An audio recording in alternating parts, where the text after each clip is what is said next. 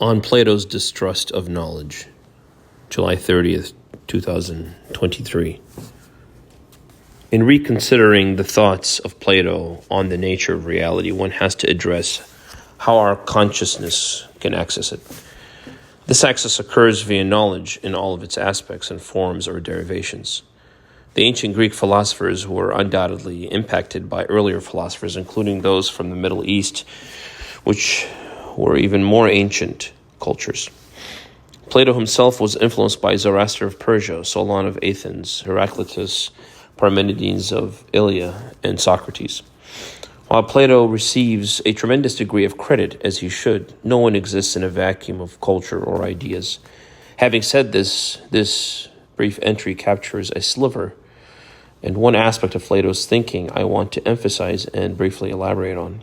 In reading Richard Tarnas's classic work, The Passion of the Western Mind, Chapter 1, under the subheading, The Archetypal Forms, there are a couple of statements worth highlighting as follows, and I quote, Plato maintained a strong distrust of knowledge gained by sense perceptions, since such knowledge is constantly changing, relative, and private to each individual.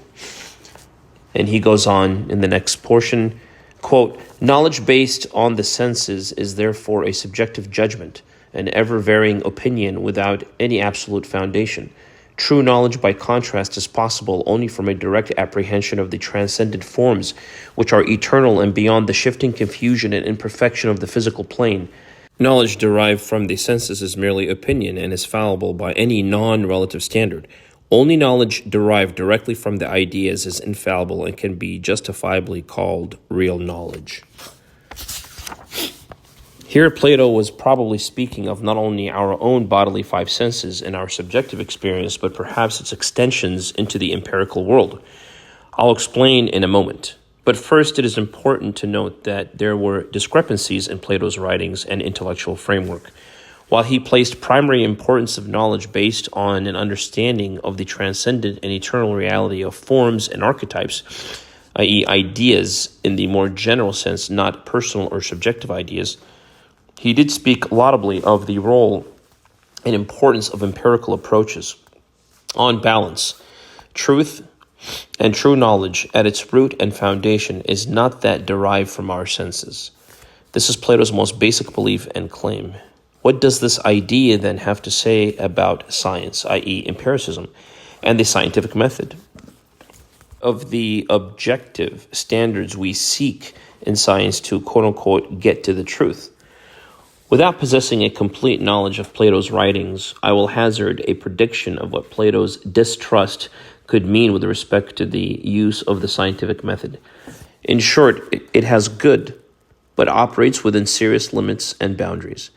My eyes can only see so far, so science has built telescopes. My ears can only hear so well, so science invented listening devices of all kinds, for example, the stethoscope.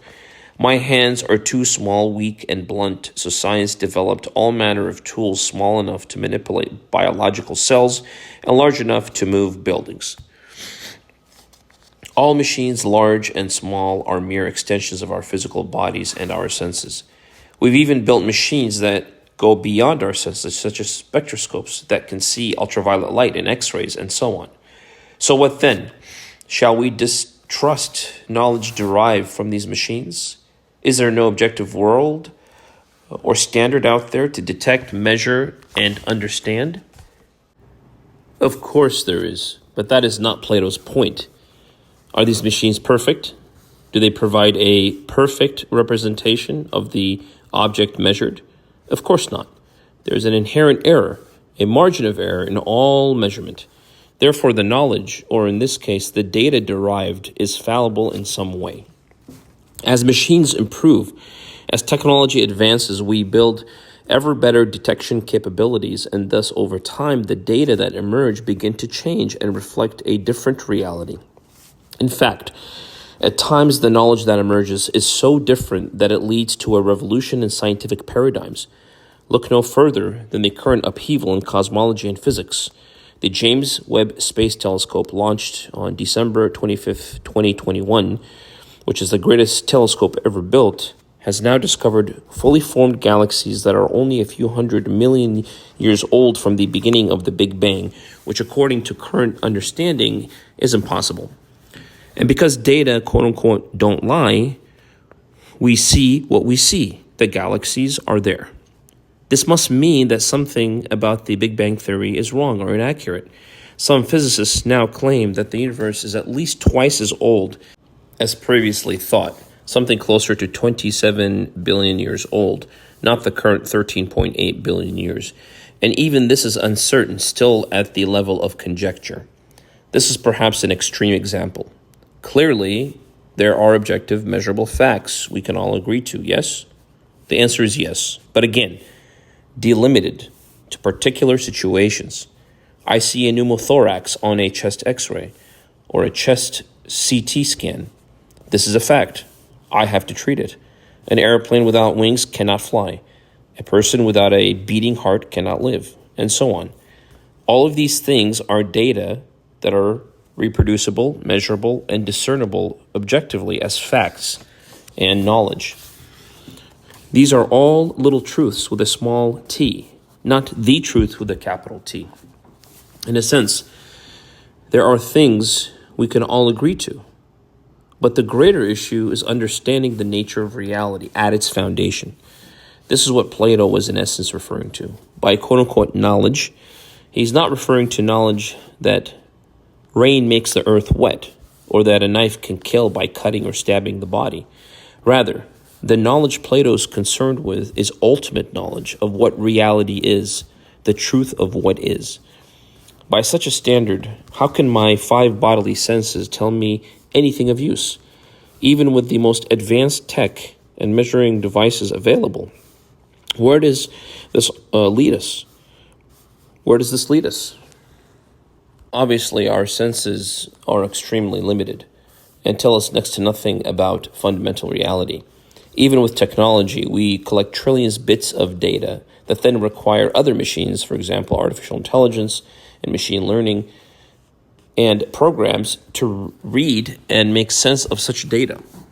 But such an approach, no matter how objective, can never get to the perfection of ideas perceived in the mind. For example, a perfect circle or square can exist only in the mind, i.e., in the forms that Plato envisioned. Any attempt to produce a circle in the material world leads to some elements of imperfection in its depiction. This is an inescapable fact of our reality. Going back to data, even a relatively small data set requires not only proper statistical analysis, but also a level of interpretation which also draws on some subjective or value-laden judgments. As human beings, who are also scientists, we are not immune to such subtle bias. Data changes over time, leading to the evolution of knowledge. This is the domain of science. But as a philosopher, Plato's concern was not only science, in his day called natural philosophy, but also philosophy, which is concerned with getting to the bottom of reality and all of its manifestations, including human nature. Plato is most concerned with knowledge that is eternal, something in the domain of unchanging foundational truth. He argues only intelligent and direct apprehension of the transcendent reality perceived via our conscious mind can ever be considered as true knowledge.